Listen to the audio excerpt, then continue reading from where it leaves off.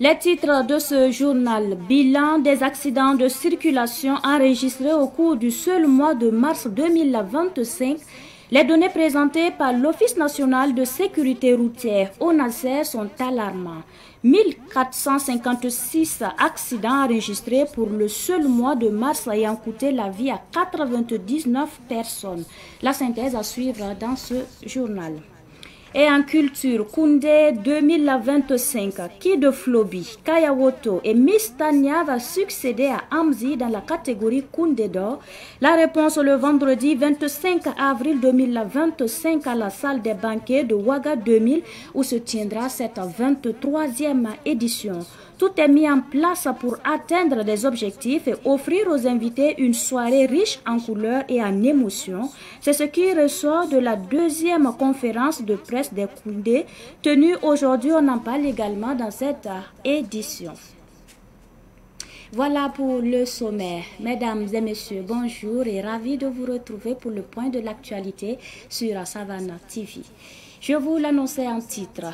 En un mois, le Burkina Faso a enregistré 99 décès liés aux accidents de la circulation. Cette information a été donnée par l'Office national de la sécurité routière (ONASER). Et nous en savons plus avec Jamilatou Sakana et Fideline Bansé.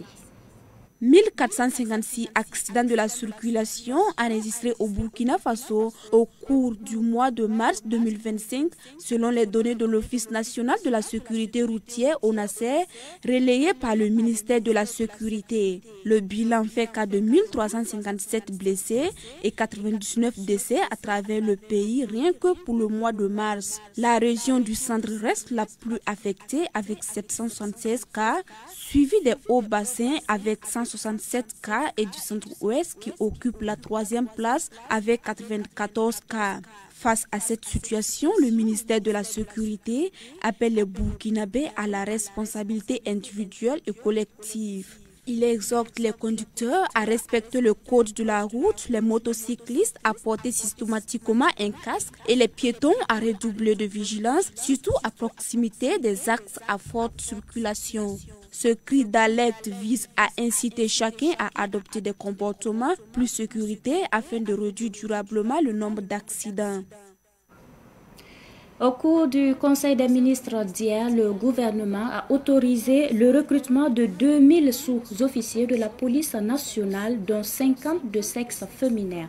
Un quota est réservé aux volontaires pour la défense de la patrie, aux volontaires adjoints de sécurité et aux femmes des FDS tombées au front.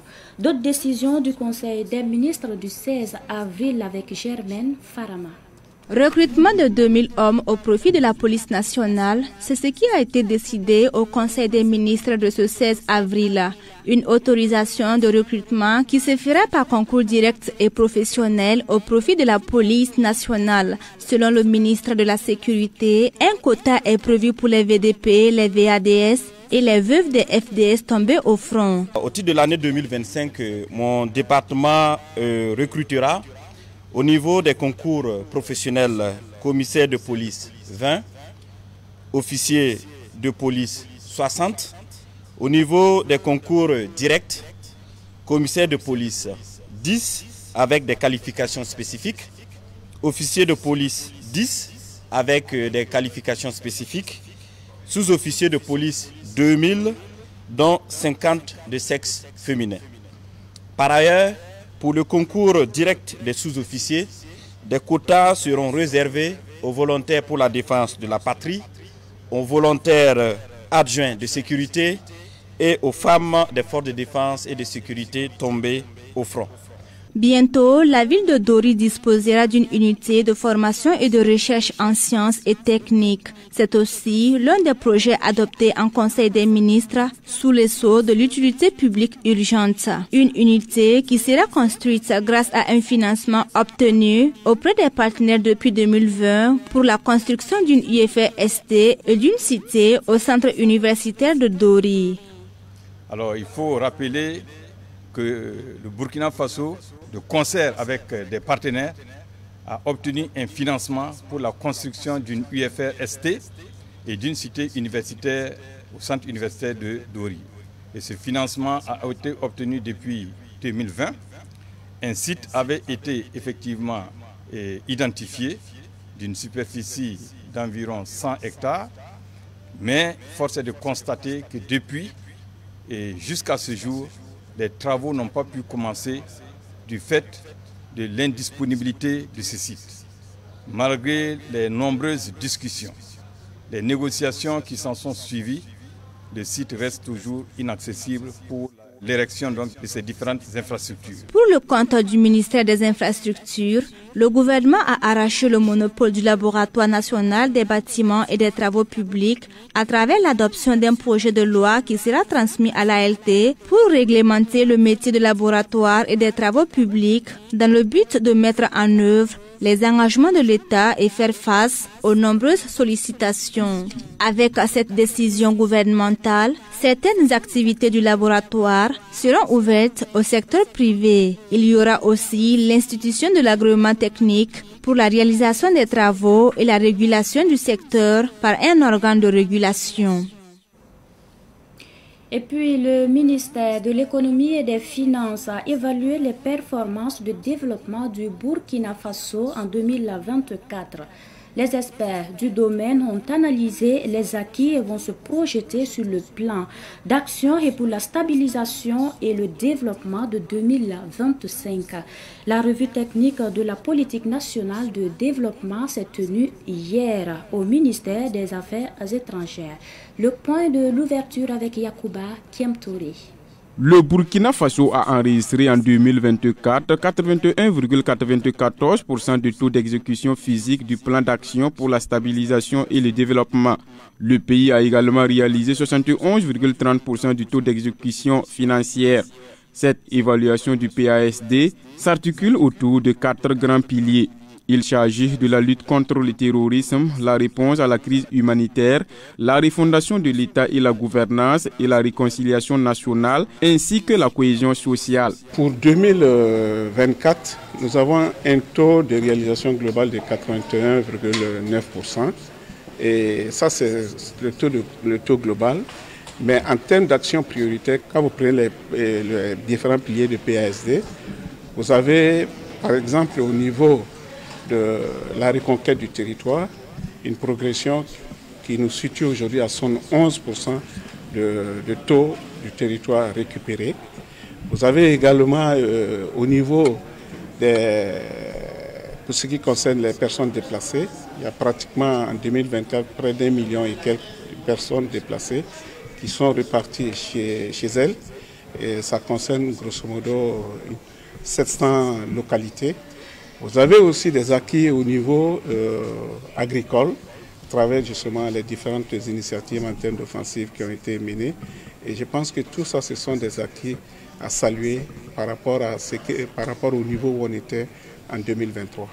Cette revue technique de la politique nationale de développement va statuer sur le plan d'action pour la stabilisation et le développement de l'année 2025. Elle va aussi analyser les actions et proposer des perspectives pour améliorer la politique de développement. Aujourd'hui, le comité technique se réunit en fait pour faire l'évaluation de la mise en œuvre de ces actions prioritaires et pouvoir préparer justement les dossiers pour le comité de pilotage pour la validation finale en fait des acquis et également ressortir les défis et les difficultés que nous avons rencontrées en 2024. Et cela va permettre justement de tirer les leçons nécessaires pour mieux faire en 2025.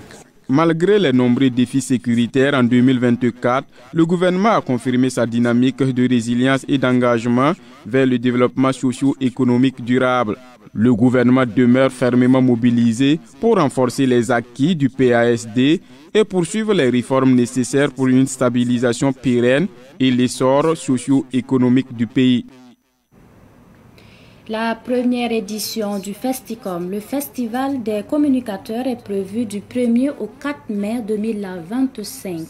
Ce festival a pour objectif de mettre en valeur les compétences culturelles et permettre aux étudiants de mettre en pratique la formation reçue dans les universités. Fideline Bansé, Djamilatou, Sakana. Pour un Burkina résilient et prospère, Jeune engage-toi pour une communication saine est le thème de la première édition du Festival des communicateurs dénommé Festicom, une initiative de l'Association des jeunes journalistes, communicateurs et marketeurs pour aider les étudiants à s'intégrer dans le monde professionnel. Aujourd'hui, l'Association des jeunes journalistes, communicateurs et marketeurs a un objectif bien précis. L'association se veut être le pont entre le monde estudiantin et le monde professionnel. C'est-à-dire aider les étudiants, même étant toujours sur les bancs, à avoir et à toucher du doigt les réalités du milieu professionnel. Les permettre de pouvoir s'intégrer et avoir des formations requises pour les permettre de pouvoir avoir un minimum de compétences avant d'embrasser le milieu professionnel. Et dans le même temps, permettre à ce que ces jeunes qui sont suffisamment formés puissent être véritablement des outils, des instruments dynamiques pour les institutions, les entreprises ou les médias qui vont les recruter pour qu'ils puissent apporter un sang neuf. Lors de cette conférence, le président de l'association est revenu sur les différentes activités qui seront menées au cours du festival, prévu du 1er au 4 mai prochain. Il y a pratiquement 3 axes, trois grandes activités que nous allons mener. L'une des premières grandes activités que nous allons mener, c'est le panel. Le panel aura lieu pratiquement au niveau du palais de la jeunesse et de la culture Jean-Pierre Guingani. La deuxième grande activité, c'est la journée de la communication orale. Nous allons revenir aux anciennes méthodes et aux anciens moyens utilisés avant que les caméras, les micros ne puissent véritablement être vulgarisés. Permettre aux gens de comprendre que même étant en Afrique, il y avait la communication orale qui était là. Nous allons revenir sur ça. C'est-à-dire que non, les spectacles qui seront faits le jour même vont entrer dans le sens de tout ce qui est traditionnel et tout ce qui est tradit moderne. Et le dernier axe pratiquement de Festicom, c'est l'espace culturel. Cette première édition du Festicom de l'Association des jeunes journalistes, communicateurs et marketeurs aura lieu au Palais de la Jeunesse et de la Culture, Jean-Pierre Guingané ainsi qu'au rond-point de la transition de Bonnerville. Le lancement de la 3e édition du mois du patrimoine a eu lieu aujourd'hui, 17 avril, dans la ville de Sia, sous le thème patrimoine culturel et développement économique. La période du 18 avril au 18 mai de chaque année est consacrée comme mois du patrimoine burkinabé. Le gouvernement a dédié un mois au patrimoine culturel pour valoriser la richesse des terroirs et mettre en avant le patrimoine culturel national. Durant ce mois du patrimoine, les Burkinabés sont invités à visiter les sites patrimoniaux et à valoriser ce qu'ils ont de plus précieux, leur culture et leur identité. Et pour terminer, le 25 avril prochain se tiendra la 23e édition des Koundé, le rendez-vous des trophées de la musique burkinabé. Selon le comité d'organisation, cette édition prévoit de nombreuses surprises. Ces annonces ont été faites lors de la 2e conférence de presse tenue aujourd'hui. Écoutons le commissaire général des Koundé, Salf Souré, d'Idja Presse à Ouaga, au micro de Madinatou Ouedraogo. La conférence de presse de ce matin, c'était pour présenter comment allait se dérouler de façon avec un peu plus de détails, comme vous l'avez suivi, pour la 23e édition des Koundé qui aura lieu le vendredi 25 avril à la salle des banquets de Ouaga 2000. L'innovation majeure, c'est que cette année, c'est un cocktail dînatoire, donc dans un chapiteau climatisé, qui aura lieu, le cocktail est ouvert à partir de 19h30 jusqu'à 21h. Et après, tout le monde va en salle. Ceux qui auront mangé avant peuvent aller déjà en salle, à satiété, ils peuvent aller s'installer. Voilà. Mais à partir de 21h, ce qui est sûr, c'est que le cocktail dînatoire sera fermé. Le mythique groupe Makoma de la RDC qui sera là. Vous aurez Zitaninel, un des anciens, avec la chanson mythique Makori Gazoal, qui est du Congo Brazzaville, voilà lui. Et puis vous aurez Espoir 2000 de la Côte d'Ivoire. Du côté du Burkina, vous avez Wango Roger qui n'est plus là présenté. Vous avez ZS aussi. Bon, et puis le coin du plateau, le voile a été levé encore sur la dernière création, la dernière production du Awa Boussim. Et il y a encore des surprises, comme Orange Talent qui va faire une prestation. Et il y a encore des surprises. En tout cas, on met les petits plats dans les grands pour que le grand rendez-vous soit honoré en matière de rêve. Ainsi se referme ce Savane Midi. Merci à vous qui l'avez suivi de bout en bout. Très bonne suite en compagnie de nos programmes.